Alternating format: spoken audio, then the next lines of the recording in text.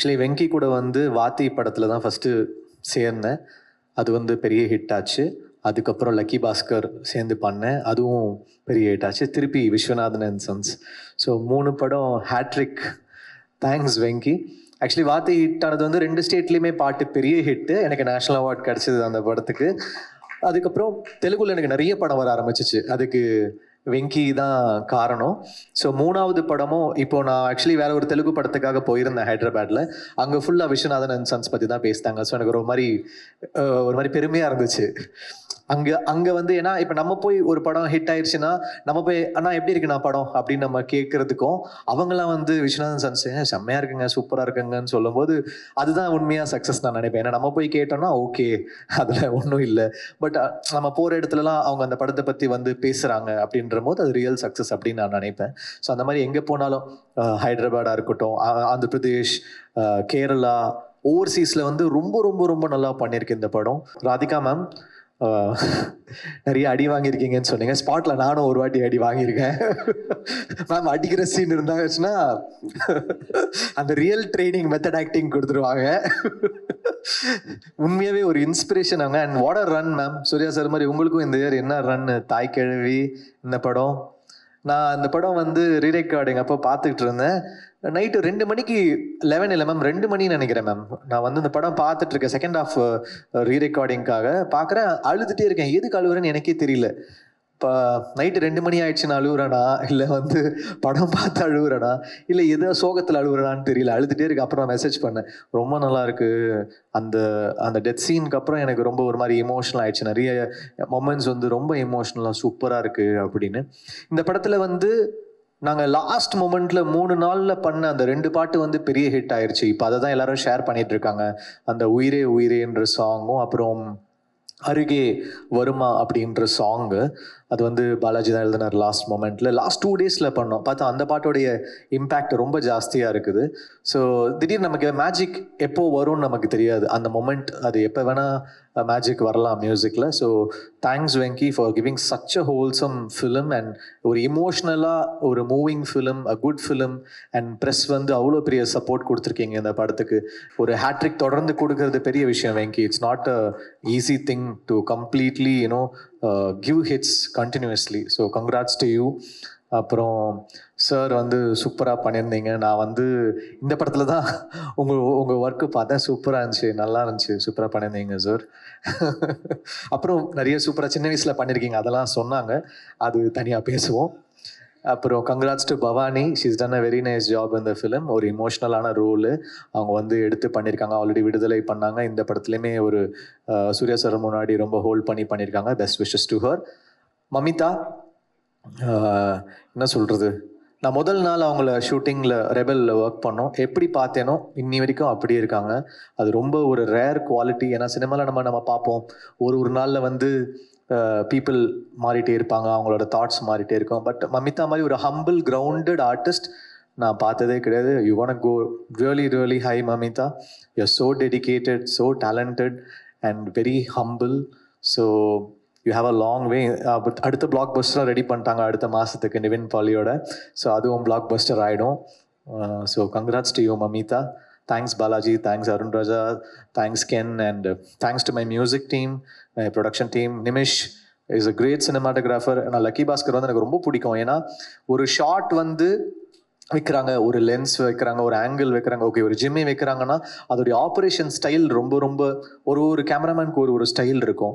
He makes every shot work. So I was stunned by his work. லோகாவாக இருக்கட்டும், இல்லைனா வந்து லக்கி பாஸ்கராக இருக்கட்டும், இல்லை இந்த படமாக இருக்கட்டும், he's ton is best. Amazing job and thanks to every one. கண்டிப்பாக இந்த படம் தியேட்டரில் போய் பாருங்கள். எப்படியும் it's doing really really well. ஒரு பிளாக் பஸ்டர் படம் கொடுத்துருக்காங்க. Thanks to the whole team. And பார்க்காதவங்க தியேட்டரில் போய் பாருங்கள்.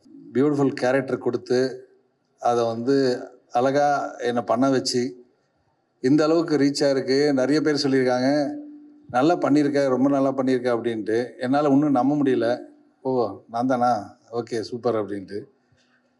அதே மாதிரி வந்து அவர் எவ்வளோ நல்லவர்னா, டெய்லி மத்தியானம் வந்து பிரேக்கில் வந்துட்டு அவர் கூட தான் சாப்பிடுவேன். படத்தில் வந்து எல்லாரும் சொன்னாங்க நீங்கள் எல்லாம் நடிச்சிருக்கீங்க ஆனால் பயங்கர குண்டா இருக்கீங்கன்ட்டு. அதுக்கு காரணம் நான் இல்லை, அவர் தான். இல்லைக்கா, டெய்லி பிரியாணி 1 2 இல்லைங்க, ஒரு 5 நான்வெஜ்ஜு, 2 ஒரு பிரியாணி, ஒரு வெஜ்ஜு பிரியாணி எல்லாமே வரும். அவர் சாப்பிட்றது கொஞ்சம் தான், நான் தான் ஃபுல்லாக சாப்பிட்டு வெளியே வந்து குண்டாயிட்டேன். ஸோ அதனால் அது என் தப்பு இல்லைங்க. ஸோ அது சொல்லிக்க விரும்புகிறேன். அண்ட் சூர்யா, இது வரைக்கும் எல்லாமே வந்து 4 மேடையில் சொல்லியிருக்கேன். சூர்யாவும் நானும் வந்து ஃப்ரெண்ட்ஸ் அப்படின்னு சொல்லிட்டு. அதனாலேயோ என்னமோ தெரியல, வந்து அவங்க சொன்ன மாதிரி சூர்யா சார் உள்ளே வந்தவொடனே, ஐயோப்பா அவர் கூட நடிக்க போகிறேன், 25 நடிக்க போகிறேன், அந்த டென்ஷன்லாம் எனக்கு இல்லை. ஏன்னா வந்து நான் 2 பேரும் ஃப்ரெண்ட்ஸ்னால வந்துட்டு அந்த ஸ்பேஸ் வந்து எனக்கு சூர்யா நிறைய கொடுத்தாரு. ஸோ இப்போ நாங்கள் 2 பேரும் ஃபஸ்ட்டில் ஃப்ரெண்ட்ஸாக இருக்கும்போது எப்படியெல்லாம் பேசிக்கிட்டோமோ அதே மாதிரி ஒரு சீன் ஒன்று இருக்கும். ஜட்ஜுக்கு முன்னாடி உட்காந்துட்டு பேசிகிட்டு இருப்போம். நான் அப்படி சும்மா உட்காந்துருந்த மாதிரியே இருந்தது. சூர்யா, நான் சும்மா உட்காந்துருக்கேன், என்னை திரும்பி ஏதாவது ஒன்று சொல்ல அப்படின்னு. சரி, நீ கோர்ட்டில் தான் எதுவும் பேசலையே, அதையும் எங்கேயே சொல்லிடுறேன் அப்படின்னு. பேசிட்டே இருக்கும்போது, நீ இப்போ கூட ஒன்றும் பேச மாட்டேல்ல? இல்லை மச்சான், அது அப்படின்ற மாதிரி. So it was wonderful working with him. And Mamitha சொல்லவே தேவையில்லை, வந்து அவங்கள பற்றி என்ன சொல்கிறதுனே தெரியல, அப்படி நடிச்சிருக்காங்க. எங்கள் அம்மா நேற்று ஃபோன் பண்ணி தெலுங்கில் ஹைதராபாத்தில் பார்த்துட்டு, she is become a big fan for Mamitha. இந்த வாட்டி சொன்னாங்க, திரும்பி மீட் பண்ணுவியா? இல்லை, நாளைக்கு மீட் பண்ணுறேன், கண்டிப்பாக நான் சொன்னேன்னு சொல்லு. அண்ட் ராதிகா அக்காக்கும் சொல்லு, ஏன்னா ரொம்ப நல்லா நடிச்சிருக்காங்க, அவங்களுக்கு சொல்லவே தேவையில்லை அப்படின்ட்டு. அண்ட் இது எங்கள் ப்ரொடியூசரை மிஸ் பண்ணுறேன் ஆக்சுவலாக, வம்சி. ஏன்னா எல்லா மேடையிலையும் ஏதாவது ஒரு கான்ட்ரவர்சி கொண்டு வந்து கொடுப்பாரு. அவர் இல்லை ஆக்சுவலாக. அண்ட் ஜிவி சார், இப்போ தான் சொல்லிட்டு இருந்தேன், RR வந்து ரொம்ப நல்லா பண்ணியிருக்கீங்க சார். அண்ட் அந்த பட்டாம்பூச்சி சாங்கெல்லாம் சூப்பர் சூப்பர். வந்து இப்போ வேற மிஸ் பண்ணேன் சார். அண்ட் டிஸ்ட்ரிபியூட்டர்ஸ், அவங்க டாக்டர் வந்து ஃப்ரம் ஃபர்ஸ்ட்லேருந்து ரொம்ப அழகாக ஸ்வீட்டாக எவ்வளோ நல்லா பேசிகிட்டு இருந்தாங்கன்னா, I really admire you. And வேறு யாரும் மிஸ் பண்ணிட்டேன். அண்ட் கேமராமேன் நிமிஷ், ரொம்ப சூப்பரான கேமராமேனுங்க. அவர் லோக்கா பண்ணிவிட்டு வந்து அதுக்கப்புறம் இந்த படம் பண்ணியிருக்காரு.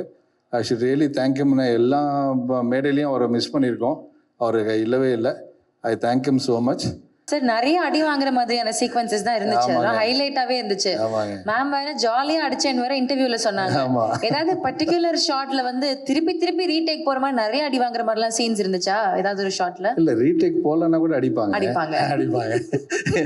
ஹலோ சொல்லும் போதே அடிச்சுதான் பேசுவாங்க என்ன. அதனால வந்துட்டு அப்படிலாம் ஒண்ணும் போல.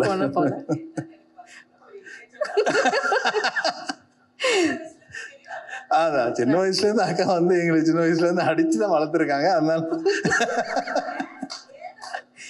எதனால அடிச்சு வளர்த்தாங்க? ரொம்ப நாட்டியா இருந்தோம்னு அக்கா சொல்றாங்க, எங்களுக்கு ஞாபகம் இல்லை. அக்கா இடிக்கிறது ஏதோ காரை கொண்டு போய் இடிச்சிங்களாமே? ஆமாங்க, இடிச்சிருப்பேன். என்ன வயசு அப்போ உங்களுக்கு? 13 14. அப்போ கண்டிப்பா அடிக்கிறேன். அப்போ இவ்வளவு ரூல்ஸ் இல்லைங்க. Thank you. Radhika ma'am. Ma'am. Yes. Ma'am, Radhika ma'am, when I came to you to narrate the story, I know you had you had a few doubts about the casting, and you have asked me or suggested or made me you made me prepare with respect to casting also. Maybe because of your advice, I've been extra careful. Maybe if not for your advice, I would not go Mamita way. Seriously, because you made me extra cautious. Thank you for that. And Mamita, I told you, and I told in Hyderabad or somewhere, if I really wish to have a sister, it'll be you. Seriously, because you're that one purest soul in acting. You're a very purest human being. When you're acting, I've never seen an actor, a heroine, worried about acting and care less about how I look. You never did. In fact, Nimish used to ask you, say, Mamita, touch up panna, or, take care of hair. Yeah, so she was only worried about acting. She's such a pure soul. And, if there's another opportunity or every opportunity, I would be like, I would love to work with you. Bro, Tala, whatever. GV, the journey started with Vati.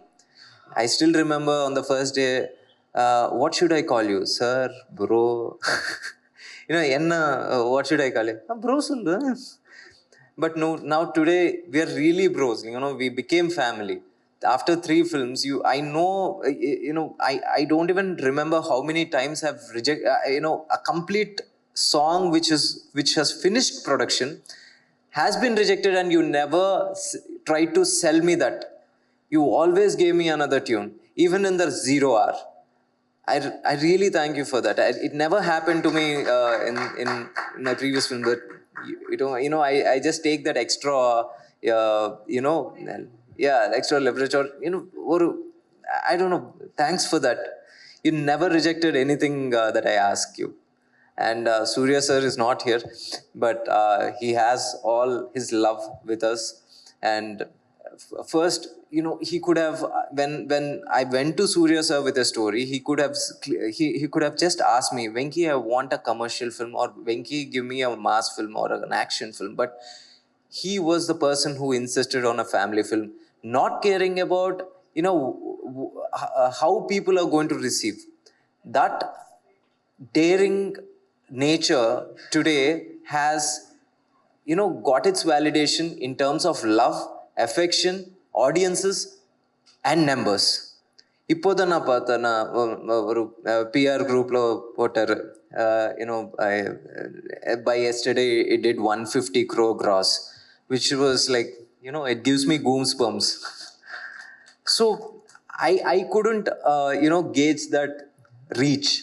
He did, because he knew if we just try to provide new meal to the audience, they are going to consume.